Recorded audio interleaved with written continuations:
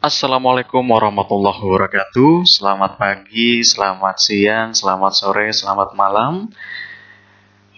Kembali lagi di materi Bahasa Indonesia kelas 10 dengan Pak Sigit Pamungkas yang selalu tetap semangat dan tetap memberikan yang terbaik kepada kalian agar kalian tetap mau terus belajar dan mau terus menimba ilmu dengan semangat walaupun pandemi masih berlangsung di Indonesia. Baik, tayangan ini nanti akan kita publikasi di Bahasa Indonesia TV milik Bapak tentunya. Oke ya, sekarang kita akan belajar materi puisi. Oke, perhatikan dengan seksama ya.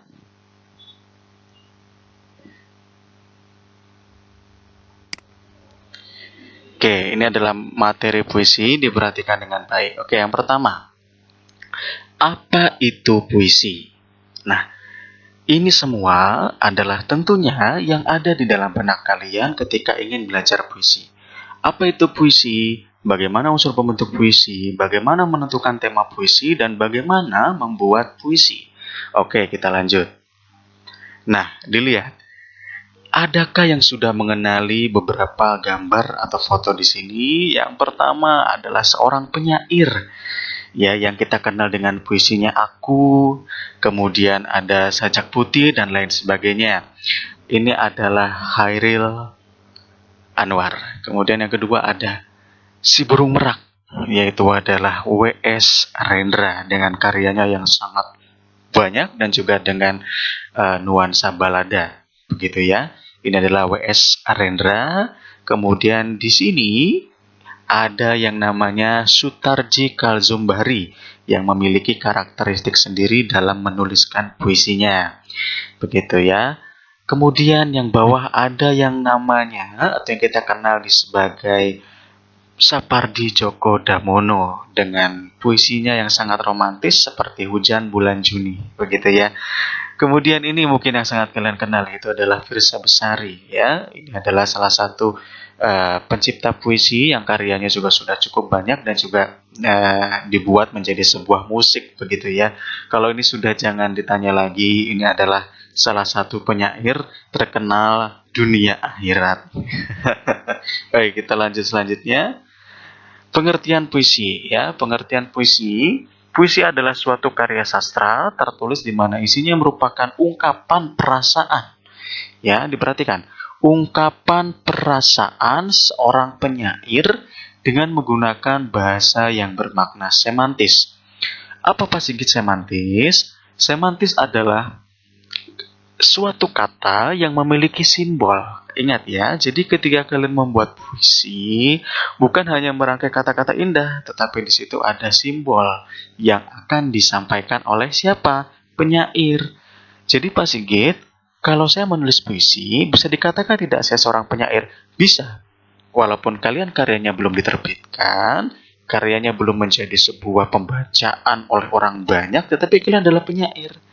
Jadi kalian adalah orang tua dari sang puisi itu. Jadi kalau kalian menciptakan sebuah karya, anggaplah itu adalah suatu anak kalian. Nah, itu adalah hak milik kalian. Maka dari itu kalian adalah seorang penyair. Tetapi selain bermakna simbol, di sini perhatikan serta mengandung unsur dan struktur dalam penyusunan lirik dan baitnya. Ingat ya, jadi selain kata-katanya yang indah, memiliki simbol, tetapi harus ada apa? Harus ada unsur dan strukturnya. Seperti apa Pak Sigit? Oke, lanjut. Nah, sekarang kita dalam unsur-unsur dalam puisi. Yang pertama ada unsur intrinsik dan juga unsur ekstrinsik. Unsur intrinsik yang pertama adalah tema. Seperti disebutkan di awal, setiap penyair itu pasti punya tema yang akan disajikan. Apakah temanya sebuah kerinduan, perjuangan, dan lain sebagainya. Kemudian amanat, ya. Kemudian ada rima, ya. Kemudian ada majas atau gaya bahasa. Kemudian ada kesan dan juga ada diksi. Diksi adalah pilihan kata. Jadi unsur intrinsik adalah unsur yang ada di dalam karya puisi itu. Jadi yang namanya unsur intrinsik adalah apa? Unsur yang ada di dalam karya puisi itu. Nah, sedangkan kalau unsur ekstrinsik adalah unsur yang ada di luar dari karya itu. Misalkan, unsur biografi. Masuk tidak Pak Sigit? Masuk, tetapi dalam unsur ekstrinsik. Maksudnya bagaimana? Contoh, biografi seorang penyair dari Banyumas, misalkan. Pasti dia memiliki karakter-karakter kebanyumasan. Nah, jadi misalkan dia dalam suatu kata, suatu diksi, ada unsur-unsur kekhasan dari asal muasal penyair itu berasal. Kemudian ada unsur nilai, tentunya ada nilai budaya, nilai sosial, nilai agama, dan nilai sebagainya, nilai kemanusiaan, nilai perjuangan, dan lain sebagainya. Kemudian ada unsur kemasyarakatan, bagaimana puisi itu hadir dalam masyarakat untuk apa? Untuk memberikan sisi moral dan kebaikan tentunya. Oke, lanjut. Nah, yang kedua, ada struktur dalam puisi, terbagi menjadi dua. Yang pertama ada struktur fisik dan juga struktur batin. Yang warna biru ini adalah struktur fisik. Ingat, struktur fisik adalah kita pasti mengenal apa itu fisik. Ya, fisik adalah bentuk. Nah, maka dari itu yang pertama adalah perwajahan puisi atau istilahnya adalah tipografi. Ya, jadi kalau kalian pernah mendengar kata tipografi, itu adalah bentuk dari puisinya. Bentuk tulisannya itu adalah tipografi. Oke ya. Yang kedua, struktur fisik ada diksi. Seperti Bapak tadi katakan, diksi adalah pemilihan kata-kata. Jadi ketika kalian ingin membuat puisi, struktur fisiknya apa? Kalian harus memilih kata-kata. Kata-kata yang tepat untuk kalian tuliskan. Kemudian yang ketiga adalah imaji, yaitu kata susunan kata yang dapat mengungkapkan pengalaman indrawi. Nah, imaji, imajinasi. Imaji apa? Kalian kembangkan di situ. Itu adalah struktur fisik dari puisi. Kemudian yang keempat adalah bahasa simbol. Ya, nanti akan dijelaskan bahasa simbol, imaji, dan lain sebagainya itu apa. Kemudian kita ke struktur batin. Yang pertama ada tema atau makna. Bahasa Inggrisnya adalah sense. Kemudian ada rasa. Itu bahasa Inggrisnya feeling. Atau bahasa Jawanya rasa. Kemudian ketiga adalah nada atau tone. Yang keempat ada amanat, tujuan, maksud atau intention. Nah, begitu ya. Oke, kita lanjut dulu. Oke, di sini Bapak sudah sajikan ada 5 jenis imaji. Yang pertama kita lihat yaitu adalah imaji visual, ada imaji auditif, imaji rabaan, imaji cacapan atau rasa, kemudian imaji cium atau penciuman. Oke ya, kita lihat. Imaji yang pertama yaitu adalah imaji visual. Jadi adalah kata-kata dalam puisi itu memberikan efek pada indera penglihatan, yaitu adalah mata, karena adalah visual. Jadi kita bisa melihat. Contoh lirik dalam puisinya adalah tinggal kedip lilin di kelam sunyi. Nah, mana yang menunjukkan di sini adalah indera penglihatan? Mana? Ya ini, tinggal kedip lilin di kelam sunyi. Jadi kita bisa melihat bahwa lilin itu sudah mulai berkedip, sudah mulai menyala di suatu malam yang kelam dan sunyi. Jadi itu adalah imaji visual, kita bisa melihatnya. Yang kedua adalah imaji auditif, yaitu melalui telinga. Jadi kita bisa melihat ya, efeknya itu dari telinga. Pendengaran, oke ya. Aku masih menyebut namamu. Ya. Di sini kita bisa dengarkan, berarti dia sedang memanggil-manggil namamu. Nah, mu di sini apa? Nah, sekarang Pak Sigit beritahu. Kalau mu yang kalimat atau kata awalnya M kapital, berarti sini menunjukkan kepada Tuhan, kepada Allah Subhanahu wa taala. Beda dengan namamu tidak diberi tanda strip dan M-nya tidak kapital. Nah, kalau M-nya tidak kapital, mungkin saja namamu menjadi mantan, tetangga, gebetan. Nah, ini adalah beda. Tetapi kalau namamu M-nya ini kapital, berarti ini menunjukkan kepada Tuhan. Oke. Yang ketiga adalah imaji peraba. Misalnya ya, cahayamu panas suci. Nah, cahayamu lagi-lagi mu-nya kapital berarti menunjukkan kepada Tuhan, begitu ya. Nah, ini semua adalah imaji rabaan. Jadi bisa terasa pada kulit. namanya juga peraba gitu ya. Kemudian imaji cacapan atau rasa. Jika kata-kata dalam puisi itu memberikan efek pada indera pengecap atau lidah kita ya, misalkan semanis gula, nah, kita bisa rasakan cacapan itu bahwa gula itu manis ya. Kemudian sepahit empedu, nah ini juga empedu itu kan sangat pahit. Ada yang di sini yang sudah mencoba pahitnya empedu. Oke ya.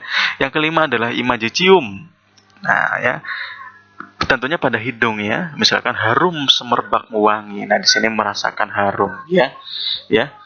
Kemudian ada pengertian kata kiasan, simbol atau konotatif ya, atau figuratif. Nah di sini perhatikan bahwa yang namanya kiasan, simbol, konotatif, dan figuratif itu sama saja artinya ya. Jadi kiasan itu ya simbol, simbol dan juga konotatif, figuratif. Semuanya ini sama artinya, yaitu adalah bahasa simbol. Begitu ya. Nah, bahasa simbol itu adalah salah satu yang harus kalian pelajari, begitu ya. Ya, itu adalah bahasa simbol ya. Kemudian selanjutnya di sini ada pengertian kata kiasan atau simbol ya. Yang pertama jelas, simbol adalah kata-kata yang dapat ditangkap dengan indera manusia sehingga kita dinilai tepat dan memberikan arti. Ya gitu ya. Kemudian di sini misalkan simbol salju. Melambangkan apa? Misalkan kebeguan cinta, kehampaan hidup, dan lain-lain.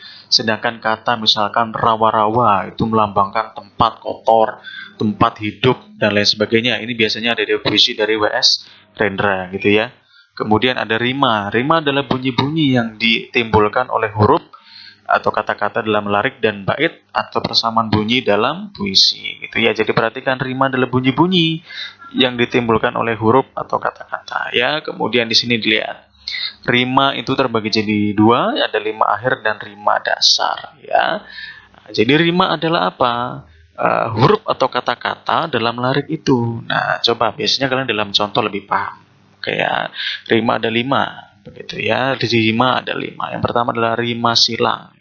Nah ini terpisah ya, tapi rima silang itu ada A, B, A, B, kemudian rima terus ada A, A, A, A, kemudian rima pasang ada A, A, B, B, kemudian rima patah, begitu ya, A, A, kemudian A, B, begitu ya. Nah, langsung saja ke contoh rimanya supaya kalian lebih paham ya. Rima silang A, B, A, B, di sini dibacakan, di sini berbeda, lihat di kalimat. Di kata paling akhir di sini angin pulang menyejuk bumi. I. Kemudian menepuk teluk menghempas emas ya. Kemudian ari ke gunung memuncak sunyi, berayun-ayun di atas alas. Ini adalah A B A B. Lihat. A ya, I ya, S I S ya, sama saja dengan A B A B. Kemudian ada rima patah, bisa dilihat ya, di sini sama semua. Kemudian di sini juga sama semua. Kemudian di sini ada A A B B, karena di sini airku, darahku, ini digusur dan leluhur, berarti A A B B. Nah ini A B B A, bisa dilihat sendiri ya, dibaca dengan seksama. Kemudian di sini ada rima datar, yaitu adalah rima asonansi dan juga rima aliterasi. Ya, jadi kalau asonansi adalah vokal, kalau aliterasi adalah konsonan. Contoh rima dasar yang asonansi, berarti ini vokal. Lihat, burung perkutut di ladang berumput, berarti u u u. Kemudian aliterasi k k k dan lain sebagainya. Itu ya. Oke, cara mengapresiasi sampai sini dulu. Terima kasih. Wassalamualaikum warahmatullahi wabarakatuh.